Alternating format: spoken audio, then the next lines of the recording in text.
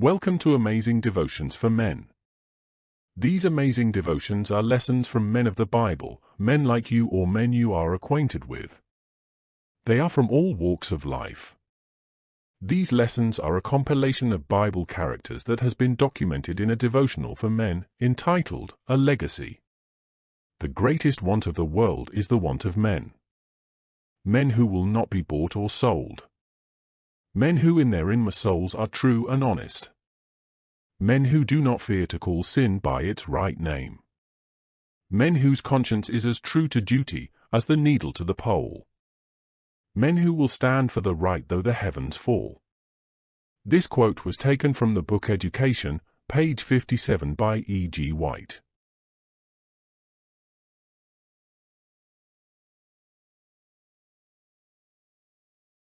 Today's devotion continues with lessons on the effects of poor leadership from the life of Aaron, Moses' brother and assistant, during the liberation of the children of Israel, based on the book of Exodus chapters 32 and 33 of the Bible. Aaron was the type of man who would rather remain impartial than be at odds with anyone. Unfortunately, this trait was not positive for an influential leadership position, which he held. This attribute became evident when he was left in charge of the multitude of migrants that fled Egypt, while Moses was in a 40-day conference with God at the top of Mount Sinai. His failure to stand up to ungodly men and to refuse to participate in their evil deeds confirmed that emotionally he was a weak and incompetent man. Aaron was chosen to play more than one important role in the exodus of Jacob's descendants. He was the spokesperson for Moses and officiated as priest for the religious establishment in the wilderness. Unfortunately, his poor leadership skills resulted in the deaths of approximately 3,000 men.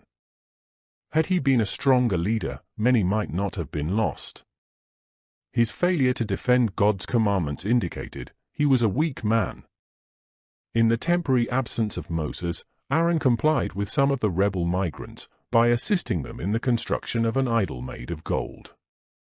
He knew it was wrong but consented to collaborate with unbelievers, which resulted in severe consequences. To some men, it may seem less problematic to be neutral when God's laws are challenged.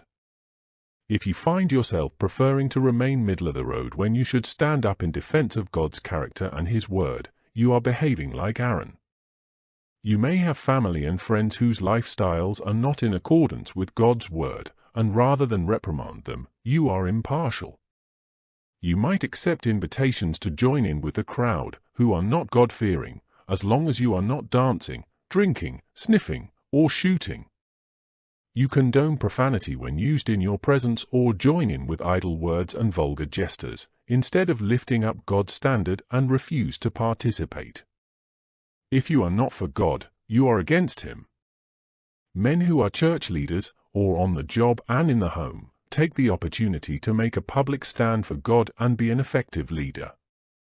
Give someone an opportunity to be saved by telling a friend, co-worker, or family member what God requires of them. When inappropriate language is used or God's name disrespected in your presence, let those around you know that it is offensive to you, and you will find the majority will learn to respect you and the God you serve. Don't be like Aaron, take a stand for God today. Refuse to participate in ungodly behavior, and in so doing, you will glorify God and at the same time save a life or two. He that is not with me is against me, and he that gathereth not with me scattereth abroad. Matthew 12 verse 30. Thank you for watching the Amazing Devotions channel. Your continued support is appreciated. Come back tomorrow for more amazing devotions about a covetous man named Balaam, Part 1. By subscribing, you won't miss any of these amazing daily devotions. Remember to tell the men in your lives about lessons from amazing men of the Bible.